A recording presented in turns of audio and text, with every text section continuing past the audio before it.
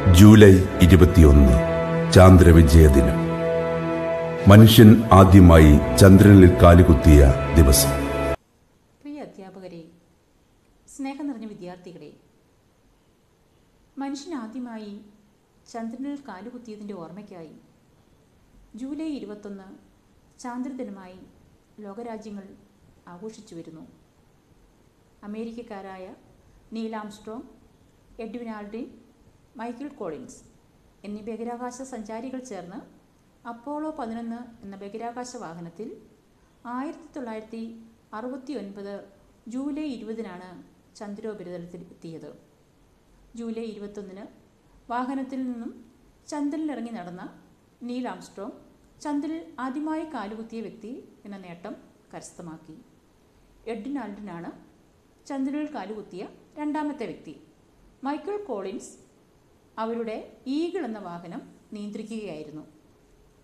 ഇത് ഒരു മനുഷ്യൻ്റെ ചെറിയ കാൽവയ്പ്, മാനവരാശിക്ക് വലിയ കുതിച്ചുചാട്ടവും എന്ന് നീൽ ആംസ്ട്രോങ്ങിനാൽ തന്നെ വിശേഷിപ്പിക്കപ്പെട്ട ഈ സംഭവം മാനവ ചരിത്രത്തിലെ നാഴികക്കല്ലുകളിലൊന്നായി വിശേഷിപ്പിക്കപ്പെടുന്നു. ചന്ദ്രയാൻ എന്ന പേരിൽ നമ്മുടെ ഇന്ത്യയും ചന്ദ്രനിലേക്ക് പേടകം അയച്ചിട്ടുണ്ട്. ഭൂമിയുടെ ഒരേ ഒരു പ്രകൃതിദത്ത ഉപഗ്രഹമാണ് ചന്ദ്രൻ.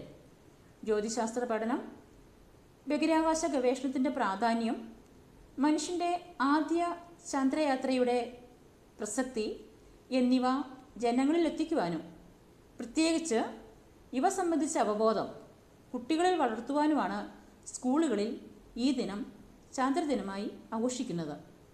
നമ്മുടെ വിദ്യാലയത്തിലും ശാസ്ത്രാധ്യാപകരുടെ നേതൃത്വത്തിൽ ശാസ്ത്ര ക്ലബിൻ്റെ ആഭിമുഖ്യത്തിൽ ചാന്ദ്രദിനം ആഘോഷിക്കുന്നുണ്ട്. ഏവർക്കും ചാന്ദ്രദിനത്തിൻ്റെ ആശംസകൾ നേർന്നുകൊണ്ട് ഞാൻ എൻ്റെ വാക്കുകൾ നിർത്തുന്നു. നന്ദി. 1969 ജൂലൈ 16 അപ്പോളോ 11 വിക്ഷേപിച്ചത്. Neil Armstrong, Edwin Aldrin, Michael Collins എന്നിവരായിരുന്നു യാത്രികർ. മാതൃപേടകത്തിൻ്റെ പേര് കൊളംബിയ, ചാന്ദ്രപേടകം ഈഗിളും. 1969 ജൂലൈ 21 ഇന്ത്യൻ സമയം രാവിലെ 8:26 നീൽ ആംസ്ട്രോങ് ചന്ദ്രനിൽ കാലുകുത്തി. പിന്നാലെ എഡ്വിൻ ആൽഡ്രിനും ചന്ദ്രനിലിറങ്ങി. അവിടെ അവർ അമേരിക്കൻ പതാക നാട്ടി.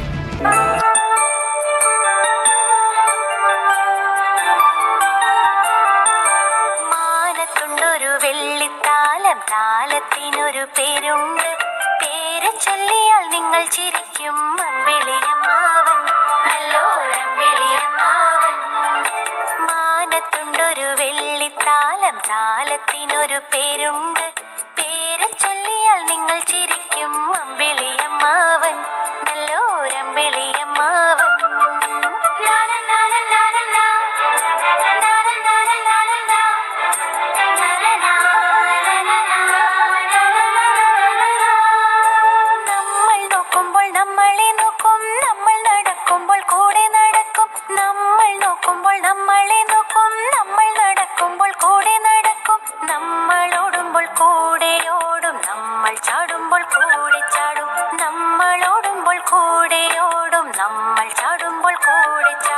മാനത്തുണ്ടൊരു വെള്ളിത്താലം, താലത്തിനൊരു പേരുണ്ട്, പേര് ചൊല്ലിയാൽ നിങ്ങൾ ചിരിക്കും.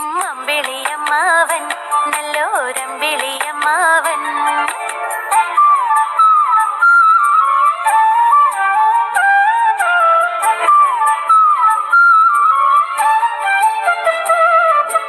അന്തിവേളയിൽ മാനത്തു പൊങ്ങും നേരം വെളുക്കുമ്പോൾ കാണൂല. അന്തിവേളയിൽ മാനത്തു പൊങ്ങും നേരം വെളുക്കുമ്പോൾ കാണൂല.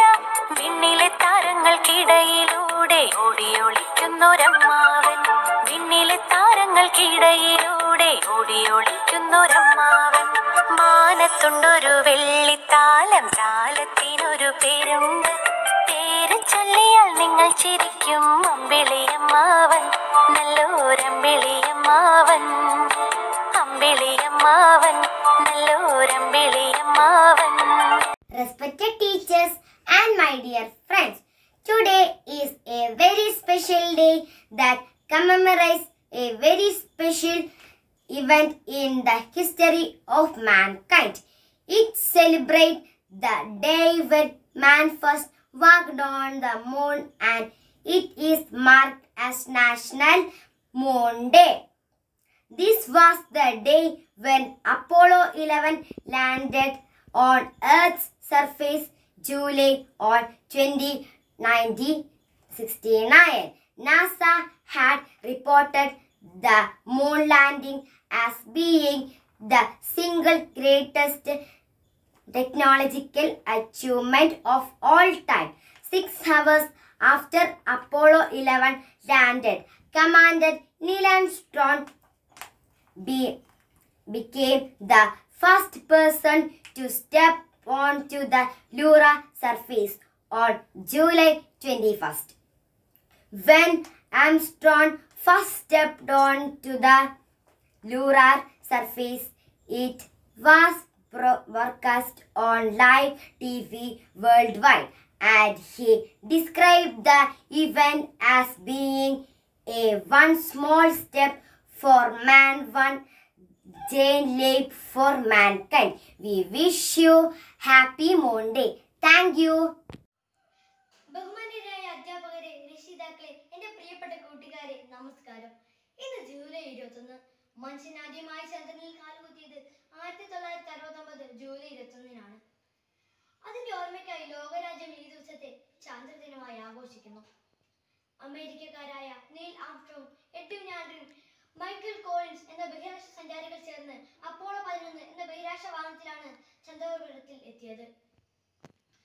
ജൂലൈ 21-ന് ചന്ദ്രനിൽ ഇറങ്ങി നടന്ന ആംസ്ട്രോങ് ആദ്യമായി ചന്ദ്രനിൽ കാൽകുത്തിയ മനുഷ്യൻ എന്ന നേട്ടം കരസ്ഥമാക്കി. ദൈവം മനുഷ്യന് പല കഴിവുകൾ നൽകി, എങ്കിലും പറക്കാനുള്ള കഴിവ് അവന് കൊടുത്തില്ല.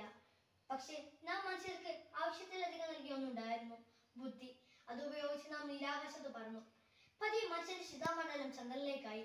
അവസാനം അവൻ ചന്ദ്രനിൽ കാലുകുത്തുക തന്നെ ചെയ്തു. ഓരോ ചന്ദ്രപര്യവേഷണങ്ങളും ശാസ്ത്ര വിദ്യാർത്ഥികളെ സംബന്ധിച്ചിടത്തോളം വളരെ പ്രധാനപ്പെട്ടതാണ്. ചന്ദ്രയാൻ എന്ന പേരിൽ നമ്മുടെ ഇന്ത്യയും ചന്ദ്രനിലേക്ക് ഒരു പേടകം വെച്ചിട്ടുണ്ട്. 1969 നാസയുടെ നേതൃത്വത്തിൽ നടന്ന ഐതിഹാസിക യാത്ര ഐതിഹ്യങ്ങളിലും വിശ്വാസങ്ങളിലും ഒതുങ്ങുമായിരുന്ന ചന്ദ്രനെ മാനവർക്ക് പരിചയപ്പെടുത്തി. ഇന്ന് ലോകം ആദ്യ ചന്ദ്രപര്യവേഷണത്തിന്റെ 52-ാം ആണ്ട് പിന്നിടുന്ന ഈ വേളയിൽ ആശംസകൾ അർപ്പിച്ചുകൊണ്ട് നിർത്തട്ടെ. നന്ദി, നമസ്കാരം, ജയ് ഹിന്ദ്. മാൻസർഫിന് വന്ദനം. ബഹുമാനപ്പെട്ട അധ്യാപകരെ, പ്രിയപ്പെട്ട കൂട്ടുകാരെ, ജൂലൈ 21 ചാന്ദ്രദിനം. മനുഷ്യൻ ആദ്യമായി ചന്ദ്രനിൽ കാലുകുത്തിയ ദിവസം. ഈ അവസരത്തിൽ നമ്മുടെ രാജ്യത്തിന്റെ ബഹിരാകാശ നേട്ടങ്ങൾ ഞാൻ നിങ്ങളുമായി പങ്കുവയ്ക്കുന്നു. 1975 ശ്രീഹരിക്കോട്ടയിൽ നിന്നും ഇന്ത്യ വിക്ഷേപിച്ച ആര്യഭട്ടയാണ് ആദ്യത്തെ കൃത്രിമ ഉപഗ്രഹം. ഭാസ്കര രണ്ടാമത്തെ കൃത്രിമ ഉപഗ്രഹമാണ്. 1888 ഇന്ത്യയുടെ അടുത്ത റിമോട്ട് സെൻസിംഗ് ഉപഗ്രഹമായ IRS-1 വിക്ഷേപിച്ചത്. കാലാവസ്ഥാ പഠനങ്ങൾക്കായി 2002 കൽപ്പന 1ഉം കാലാവസ്ഥാ നിരീക്ഷണത്തിനായി 2014 റിസോർസാറ്റ് 2A വിക്ഷേപിച്ചു. ഇന്ത്യയുടെ ആദ്യ വിദ്യാഭ്യാസ ഉപഗ്രഹമായ എഡ്യൂസാറ്റ് 2004 ചൊവ്വയെക്കുറിച്ചുള്ള പഠനത്തിനായി മംഗൾയാൻ 2013 വിക്ഷേപിച്ചത്. ചൊവ്വയുടെ അന്തരീക്ഷം, മണ്ണ്, ജീവജല സാന്നിധ്യം എന്നിവ കണ്ടെത്തുകയായിരുന്നു മംഗൾയാന്റെ ലക്ഷ്യം. ഇന്ത്യയുടെ 40ാമത് വാർത്താവിനിമയ ഉപഗ്രഹമാണ് ജിസാറ്റ് 31. ഇന്ത്യയുടെ ചാന്ദ്ര ദൗത്യമാണ് ചന്ദ്രയാൻ 1. ചന്ദ്രൻ 100 കിലോമീറ്റർ ഉയരത്തിൽ ധ്രുവീയ മേഖലകളിലൂടെ ചുറ്റിപ്പറന്ന് ചന്ദ്രനെ കുറിച്ച് ഒട്ടേറെ വിവരങ്ങൾ നൽകി. 2008 ഒക്ടോബർ 22-നാണ് ചന്ദ്രയാൻ 1 വിക്ഷേപിച്ചത്. PSLV-C-11 എന്ന റോക്കറ്റാണ് ചന്ദ്രയാൻ 1ന്റെ ബഹിരാകാശത്ത് എത്തിച്ചത്.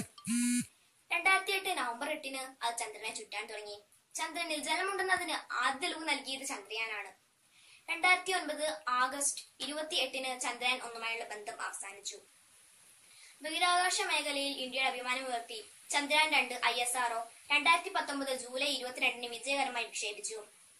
2019 സെപ്റ്റംബർ 7-ന് ചന്ദ്രനിലെ ദക്ഷിണ മേഖലയിൽ പ്രഗ്യാൻ എന്ന റോവർ ഇറങ്ങിയെങ്കിലും അതുമായുള്ള ബന്ധം അവസാനിച്ചു. 2024 ചന്ദ്രയാൻ 3-10 നടപ്പാക്കാനുള്ള ശ്രമത്തിലാണ് ഇന്ത്യൻ ബഹിരാകാശ ഗവേഷണ കേന്ദ്രം. ചന്ദ്രനിൽ കൊടിനാട്ടിയ 4ാമത്തെ രാജ്യമാണ് ഇന്ത്യ. ഇനിയും നമ്മുടെ രാജ്യത്തിന് ബഹിരാകാശ രംഗത്ത് മുന്നേറാൻ കഴിയട്ടെ എന്ന് ആശംസിച്ചുകൊണ്ട് ഞാൻ എന്റെ വാക്കുകൾ നിർത്തുന്നു. നന്ദി. ഞാൻ ജുവാന ജെ. ഇന്ന് ജൂലൈ 21 ചാന്ദ്രദിനം. ഭൂമിയുടെ ഒരേയൊരു പ്രകൃതിദത്ത ഉപഗ്രഹം. ചന്ദ്രൻ ഇല്ലായിരുന്നെങ്കിൽ ഇരുണ്ട രാത്രികളെ അർത്ഥപൂർണമാക്കുന്ന നിലാവിന്റെ പുഞ്ചിരി നഷ്ടപ്പെട്ടേനെ. 1969 2021 ഇന്ത്യൻ സമയം പുലർച്ചെ 1:48. അമേരിക്കയുടെ അപ്പോളോ 11 പേടകത്തിലെ യാത്രക്കാരായ നീൽ ആംസ്ട്രോങ്ങും എഡ്വിൻ ആൻഡ്രീനും ചന്ദ്രനിൽ ഇറങ്ങി. ബഹിരാകാശ ഗവേഷണ രംഗത്ത് അനുദിനം വളർച്ച കൈവരിച്ചുകൊണ്ടിരിക്കുന്ന രാജ്യമാണ് ഇന്ത്യ. ആര്യഭട്ട മുതൽ ചന്ദ്രയാൻ വരെ എത്തി നിൽക്കുന്നു ഇന്ത്യയുടെ ബഹിരാകാശ നേട്ടങ്ങൾ. ഇന്ത്യൻ ബഹിരാകാശ ഗവേഷണത്തിന്റെ അടിത്തറ പാകിയത് വിക്രം സാരാഭായിയുടെ പേരിൽ ബാംഗ്ലൂർ ആസ്ഥാനമായി പ്രവർത്തിക്കുന്ന ISRO ആണ്. 1975 ഏപ്രിൽ 1 ഇന്ത്യയുടെ അഭിമാനമായി ആര്യഭട്ട ഇവിടെ നിന്നും കുതിച്ചു. അന്നു മുതൽ ഇന്നുവരെ വളരെയേറെ കൃത്രിമ ഉപഗ്രഹങ്ങൾ നിർമ്മിക്കുകയും വിക്ഷേപിക്കുകയും ചെയ്തിട്ടുണ്ട്. ഇവയെ പ്രധാനമായും IRS പരമ്പര, ഇൻസാറ്റ് പരമ്പര, മെറ്റ്സാറ്റ്, സാങ്കേതിക വിദ്യ പരീക്ഷണ ഉപഗ്രഹങ്ങൾ എന്നിങ്ങനെ തരംതിരിക്കാവുന്നവയാണ്. ബഹിരാകാശ ഗവേഷണ രംഗത്തെ ഇന്ത്യൻ കുതിപ്പ് വാനോളം ഉയർത്തിയ വർഷമാണ് 2019. ചന്ദ്രയാൻ 2 വിക്ഷേപണവും ഇന്ത്യ നടത്തി. വിചാരിച്ചതുപോലെ പൂർത്തിയാക്കാനായില്ല. വരും വർഷങ്ങളിൽ നടപ്പിലാക്കാൻ പോകുന്ന പദ്ധതിയാണ് ഗഗൻയാനും ചന്ദ്രയാൻ 3യും. സഞ്ചാരികളെ ബഹിരാകാശത്തേക്ക് എത്തിക്കുന്ന പദ്ധതിയാണ് ഗഗൻയാൻ. 2021 ഡിസംബറിലോടുകൂടി ഈ പദ്ധതി നടപ്പിലാക്കാനാണ് ശ്രമം. ഇത് ഇന്ത്യൻ ബഹിരാകാശ യാത്രയ്ക്ക് ഒരു പൊൻതൂവൽ ചാർത്തും. ഇന്നേ ദിനം ഡോക്ടർ APJ അബ്ദുൽ കലാമിനെയും കൽപ്പന ചൗളയെയും നമുക്ക് ഓർക്കാം. നന്ദി. Hello teachers and friends. I am taking this opportunity to tell you few words about International Moon Day. July 20, International Moon Day is celebrated on the day when Neil Armstrong landed on the moon in 1969. It also signifies one of the successful days in human history in space science exploration. Every country wants to have their footprint on moon. So does India. India's indigenous moon mission called Chandrayaan. So we have 2 missions, Chandrayaan 1 and Chandrayaan 2. ISRO mission in Chandrayaan 1 was to launch satellite in lunar orbit to make observation above moon, and that can lead to unmanned landing on moon. The first mission successfully carried out on 2008 November 8. The mission laid foundation for the second mission called Chandrayaan 2. In Chandrayaan 2, the plan was to land rover on the south pole of moon, which is furthest place and no country has ever attempted. The land vehicle includes orbiter, lander and rover. Orbiter established communication between rover and land station. The mission carried out on July 22, 2019. And the same, the mission was unsuccessful as lander lost control at the final phase of descent. This mission was very emotional moment in our history of nation. And I cannot end this speech without mentioning our Chief Minister, ISRO's Chief Minister K. Shivan, for his dedicating efforts. Thank you. നമസ്കാരം, ഞാൻ Badrinath 5A പഠിക്കുന്നു. July 21 ചാന്ദ്രദിനം. അതിനാൽ ഞാൻ ഇവിടെ ഒരു കൊച്ചു പ്രസംഗം അവതരിപ്പിക്കാൻ പോകുന്നു. ഇന്ത്യയുടെ പുരാതന ശില്പകാലത്തേക്ക് നോക്കുമ്പോൾ അത് പുരാതന കാലത്ത് തന്നെ ബഹിരാകാശ രംഗത്തെ ഇന്ത്യ കൃത്യമായ നിരീക്ഷണങ്ങൾ നടത്തിയിട്ടുണ്ട്. അതിൽ ഏറ്റവും നല്ല ഉദാഹരണമാണ് ആര്യഭട്ടൻ. AD 476-550 കാലഘട്ടത്തിൽ ജീവിച്ചിരുന്ന അദ്ദേഹത്തിന്റെ കണ്ടുപിടുത്തങ്ങൾ സ്മരിക്കാതെ ഇന്ത്യയുടെ ബഹിരാകാശ രംഗത്തെ നിരീക്ഷണങ്ങളെ കുറിച്ച് പറയാൻ സാധിക്കില്ല. അദ്ദേഹം ചെയ്ത സേവനങ്ങൾ മുൻനിർത്തിയാണ് ഇന്ത്യയുടെ പ്രഥമ കൃത്രിമ ഉപഗ്രഹത്തിന് ആര്യഭട്ട എന്ന പേരിടാൻ കാരണം. ഇന്ത്യൻ സ്പേസ് ഓർഗനൈസേഷൻ രൂപീകൃതമായത് ആഗസ്റ്റ് 15, 1969 പ്രശസ്ത ശാസ്ത്രജ്ഞനും ബഹിരാകാശ പിതാവ് എന്നറിയപ്പെടുന്ന വിക്രം സാരാഭായിയുടെ സംഭാവനകൾ ഈ അവസരത്തിൽ മറക്കാൻ സാധിക്കില്ല. ഇന്ത്യയുടെ ദേശീയ വികസനത്തിന് ബഹിരാകാശ വികസന രംഗം ഉപയോഗിക്കുക എന്നതാണ് ISROയുടെ പ്രാഥമിക ലക്ഷ്യം. ഇന്ത്യയുടെ ആദ്യത്തെ കൃത്രിമ ഉപഗ്രഹമായ ആര്യഭട്ട സോവിയറ്റ് യൂണിയന്റെ സഹായത്തോടെ ഏപ്രിൽ 19, 1975 വിജയകരമായി നിക്ഷേപിച്ചു. ഇന്നും ISROയുടെ പ്രവർത്തനങ്ങൾ വിജയകരമായി നടക്കുന്നു. തിരുവനന്തപുരത്ത് തുമ്പയിൽ 1963 നവംബർ 21 ഇന്ത്യയിലെ ആദ്യത്തെ റോക്കറ്റ് വിക്ഷേപണ കേന്ദ്രം ആരംഭിച്ചു. യഥാർത്ഥ പേര് തുമ്പ ഇക്കച്ചേയം റോക്കറ്റ് ലേണിംഗ് സ്റ്റേഷൻ. നന്ദി, നമസ്കാരം. ബഹുമാനപ്പെട്ട അധ്യാപകരെ, പ്രിയ കൂട്ടുകാരെ, നമസ്കാരം. ഞാൻ ഫാത്തിമ റിഹാന AT. മനുഷ്യൻ ആദ്യമായി ചന്ദ്രനിൽ കാൽകുത്തിയതിന്റെ ഓർമ്മക്കാണ് നാം ഇന്ന് ചാന്ദ്രദിനമായി ആഘോഷിക്കുന്നത്. 1969 ജൂലൈ 20 അമേരിക്കക്കാരായ Neil Armstrong, Edwin Aldrin, Michael Collins എന്നീ ബഹിരാകാശ സഞ്ചാരികൾ അപ്പോളോ 11 എന്ന വാഹനത്തിൽ ചന്ദ്രോപരിതലത്തിൽ എത്തി. ജൂലൈ 21 ചന്ദ്രനിൽ ഇറങ്ങി നടന്ന ആംസ്ട്രോങ് ആദ്യമായി ചന്ദ്രനിൽ കാൽകുത്തിയ മനുഷ്യൻ എന്ന നേട്ടം കരസ്ഥമാക്കി. ഇത് മനുഷ്യന്റെ ചെറിയ കാൽവെപ്പ്, മാനവരാശിക്ക് വലിയ കുതിച്ചുചാട്ടവും എന്ന് ആംസ്ട്രോങ് വിശേഷിക്കപ്പെട്ട ഈ സംഭവം മാനവ ചരിത്രത്തിലെ നാഴികക്കല്ലുകളിൽ ഒന്നായി. ജ്യോതിശാസ്ത്ര പഠനം, ബഹിരാകാശ ഗവേഷണത്തിന്റെ പ്രാധാന്യം, മനുഷ്യന്റെ ആദ്യ ചന്ദ്രയാത്രയുടെ പ്രസക്തി എന്നിവ ജനങ്ങളെ ഓർമ്മിപ്പിക്കാനും പ്രത്യേകിച്ച് വിദ്യാർത്ഥികളിൽ ഇവ സംബന്ധമായ അവബോധം വളർത്തുവാനുമാണ് നാം ഇന്ന് ചാന്ദ്രദിനമായി ആഘോഷിക്കുന്നത്. എല്ലാവർക്കും 52ാം ചാന്ദ്രദിനം ആശംസിക്കുന്നു. ജയ് ഹിന്ദ്. ബഹുമാനപ്പെട്ട അധ്യാപകരെ, പ്രിയ കൂട്ടുകാരെ, എല്ലാവർക്കും നമസ്കാരം. ഇന്നാണ് ദേശീയ ചന്ദ്രദിനം. ബഹിരാകാശ ഗവേഷണ പ്രസ്ഥാനത്തിൽ ഇന്ത്യയിൽ അടിത്തറ പാകിയത് വിക്രം സാരാഭായ് എന്ന അതുല്യ പ്രതിഭയായിരുന്നു. പഠനത്തിനു ശേഷം 1960കളോടെ സാരാഭായ് ബഹിരാകാശ ഗവേഷണ രംഗത്തേക്ക് രംഗപ്രവേശനം ചെയ്തു.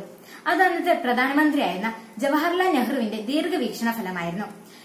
ഇന്ത്യയിൽ ബഹിരാകാശ ഗവേഷണം ഔപചാരികമായി തുടക്കം കുറിച്ചത് 1961 അന്നാണ് നെഹ്റു സർക്കാർ ബഹിരാകാശ ഗവേഷണത്തെ കുറിച്ച് പഠിക്കാനായി അണുഊർജ്ജ വകുപ്പിനെ ചുമതലപ്പെടുത്തിയത്. 1962 ഇതിന്റെ ഫലമായി ഇൻകോസ്പാർ രൂപം കൊണ്ടു. 1963 നവംബർ 21 തുമ്പയിലെ ഇൻകോസ്പാർ കേന്ദ്രത്തിൽ നിന്നും ആദ്യ റോക്കറ്റ് കുതിച്ചുയർന്നു. പിന്നീട് തിരുവനന്തപുരം വിക്രം സാരാഭായുടെ കർമ്മമണ്ഡലമായി തീർന്നു. 1969 INCOSPAR Indian National Science Academy കീഴിലുള്ള ഒരു ഉപദേശക സമിതിയായി മാറ്റി. കൂടാതെ ISROയ്ക്ക് തുടക്കം കുറിക്കുകയും ചെയ്തു. ബഹിരാകാശ വകുപ്പിന് കേന്ദ്ര സർക്കാർ രൂപം നൽകുകയും ISRO ഈ കുടക്കീഴിൽ കൊണ്ടുവരികയും ചെയ്തു. Doctor APJ Abdul Kalam UR Rao, Kasturi Rangan, G Madhavan Nair എന്നിവരെ ഇക്കാലത്താണ് വിക്രം സാരാഭായ്ക്ക് ശിഷ്യരായി ലഭിക്കുന്നത്. ഈ കൂട്ടായ്മ ISRO ഉന്നതകളിലും ഇന്ത്യയെ ബഹിരാകാശ ഗവേഷണ ശക്തിയായി മാറ്റി. ഇത് പറഞ്ഞുകൊണ്ട് ഞാൻ എന്റെ വാക്കുകൾ അവസാനിപ്പിക്കുന്നു. നന്ദി, നമസ്കാരം. എല്ലാവർക്കും നമസ്കാരം. ബഹിരാകാശത്തിൽ ഇന്ത്യ എന്ന വിഷയത്തെക്കുറിച്ചാണ് ഞാൻ ഇനി ഇവിടെ സംസാരിക്കാൻ പോകുന്നത്. 2017 ജൂൺ 5 സതീഷ് ധവാൻ സ്പേസ് സെന്ററിൽ നിന്നും GSLV മാർക്ക് 3 വിജയകരമായി പരീക്ഷിച്ചപ്പോൾ ഇന്ത്യയുടെ ശാസ്ത്ര ഗവേഷണ രംഗത്ത് പുതിയൊരു അധ്യായമായിരുന്നു തുറന്നത്. തദ്ദേശീയമായി വികസിപ്പിച്ച ക്രയോജനിക് എഞ്ചിൻ ഉപയോഗിച്ചുള്ള GSLVയുടെ കന്നിയാത്ര ബഹിരാകാശം പൂർണ്ണമായും ഇന്ത്യക്ക് പ്രാപ്യമാണെന്ന് ലോകത്തിന് കാണിച്ചു കൊടുത്തു. ബഹിരാകാശ രംഗത്തെ ഇന്ത്യയുടെ വളർച്ചയെ സംശയത്തോടെ മാത്രം നോക്കിക്കണ്ട പാശ്ചാത്യ രാജ്യങ്ങൾ സൃഷ്ടിച്ച കപട ചാരവൃത്തി കേസ് ഉൾപ്പെടെയുള്ള പല കടമകളും തരണം ചെയ്ത് ദശാബ്ദങ്ങളുടെ കഠിന പ്രയത്നത്താലാണ് ISRO ഈ നേട്ടം കൈവരിച്ചത്. തുമ്പയിലെ ഒരു പള്ളിമുറ്റത്ത് നിന്ന് ചെറിയ റോക്കറ്റുകൾ വിക്ഷേപിച്ചു തുടങ്ങിയ ISRO ഇന്ന് ലോകത്തിലെ എണ്ണപ്പറഞ്ഞ ബഹിരാകാശ ശക്തികൾക്കൊപ്പം അസൂയവാഹമായ നേട്ടങ്ങളോടെ തിളങ്ങി നിൽക്കുന്നു. സ്വാതന്ത്ര്യാനന്തര ഇന്ത്യയെ തങ്ങളുടെ ആയുധങ്ങൾക്ക് വേണ്ടിയുള്ള ഒരു വിപണിയായി മാത്രം നോക്കിക്കണ്ട പാശ്ചാത്യ രാജ്യങ്ങൾ റോക്കറ്റ് പ്രൊപ്പൻഷൻ പോലുള്ള അതിനൂതന സാങ്കേതിക വിദ്യകൾ ഇന്ത്യക്ക് നൽകാൻ തയ്യാറായിരുന്നില്ല. എന്നാൽ നമ്മുടെ സർക്കാരുകൾക്കും ശാസ്ത്രജ്ഞന്മാർക്കും ബഹിരാകാശ സാങ്കേതിക വിദ്യയിൽ സ്വയം പര്യാപ്തത നേടണമെന്ന് ഉത്തമ ബോധ്യമുണ്ടായിരുന്നു.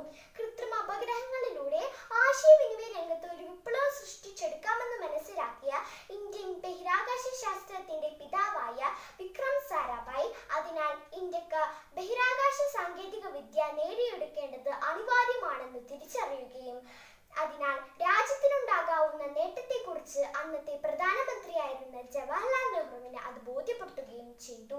അതിന്റെ ഫലമായി 1962 ഇന്ത്യൻ സർക്കാർ ബഹിരാകാശ ഗവേഷണ സമിതി രൂപീകരിച്ചു. 1963 തുമ്പ റോക്കറ്റ് ലോഞ്ചിംഗ് സ്റ്റേഷൻ സ്ഥാപിതമായതോടെ ഇന്ത്യയിൽ അന്തരീക്ഷ ശാസ്ത്ര പഠനത്തിൽ വൻ കുതിച്ചുചാട്ടം തന്നെ ഉണ്ടായി. എന്നാൽ വലിയ റോക്കറ്റുകൾ വിക്ഷേപിക്കുന്നതിന് ജനസാന്ദ്രത കുറഞ്ഞ പ്രദേശമായിരുന്നു വേണ്ടിയിരുന്നത്. അങ്ങനെ അന്വേഷണം ചെന്നെത്തിയത് ശ്രീഹരിക്കോട്ട ദ്വീപിലാണ്. 1969 ഇൻകോസ് പാർക്ക് പുനർനാമകരണം ചെയ്ത് ISRO ആയി മാറി. ISROയുടെ ദൗത്യം അവിടെ നിന്ന് ആരംഭിക്കുന്നു. വേഗതയേറിയതും വിശ്വസനീയവുമായ ആശയവിനിമയത്തിനും ഭൂമി നിരീക്ഷണത്തിനുമായുള്ള ഇൻസാറ്റ് പോലുള്ള ഉപഗ്രഹങ്ങൾ, കാലാവസ്ഥ പ്രവചനം, നാവിഗേഷൻ, വിദ്യാഭ്യാസ ഉപഗ്രഹങ്ങൾ തുടങ്ങി പലവിധ ഉപഗ്രഹ ഉൽപ്പന്നങ്ങളും ഉപകരണങ്ങളും വികസിപ്പിക്കുകയും വിതരണം ചെയ്യുകയും ചെയ്യുന്നു. താരതമ്യേന ചിലവ് കുറഞ്ഞതും വിശ്വസനീയവുമായ ISRO വികസിപ്പിച്ചെടുത്ത PSLV മറ്റ് രാജ്യങ്ങളുടെ ഉപഗ്രഹങ്ങളുടെ പ്രിയപ്പെട്ട കാര്യറായി മാറി. തുമ്പയിൽ നിന്ന് ആരംഭിച്ച ISROയുടെ പ്രയാണം ഇന്ന് ചന്ദ്രനും താണ്ടി ചൊവ്വയിൽ ചെന്നെത്തി നിൽക്കുകയാണ്.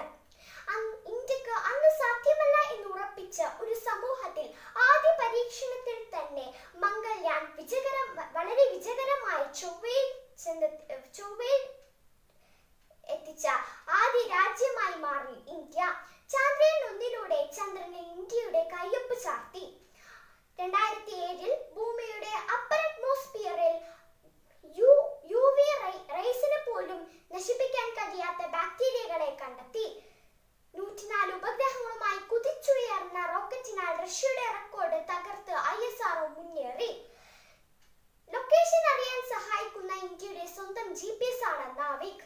ഇന്ത്യക്കാരെ ബഹിരാകാശത്തെത്തിക്കാനുള്ള പദ്ധതിയാണ് ഗഗൻയാൻ. അതുമാത്രമല്ല, സൂര്യനെ കുറിച്ച് പഠിക്കാനുള്ള ആദ്യത്തെ ഒന്ന്, ശുക്രനെ കുറിച്ച് പഠിക്കാനുള്ള ശുക്രയാൻ, ചന്ദ്രയാൻ 3, മംഗൾയാൻ 2 എന്നിവ പണിപ്പുരയിലാണ്.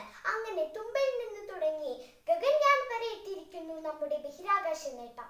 നന്ദി, നമസ്കാരം. മാനസദസ്സിന് നമസ്കാരം. ബഹുമാനപ്പെട്ട അധ്യാപകരെ, എൻ്റെ പ്രിയ കൂട്ടുകാരെ, ഇന്ന് ജൂലൈ 21 ചാന്ദ്രദിനം. മനുഷ്യൻ ആദ്യമായി ചന്ദ്രനിൽ കാലുകുത്തിയതിന്റെ ഓർമ്മ ദിനം. മനുഷ്യൻ ചന്ദ്രനിൽ കാലുകുത്തി ഇന്ന് 52 വർഷം പിന്നിട്ടിരിക്കുന്നു.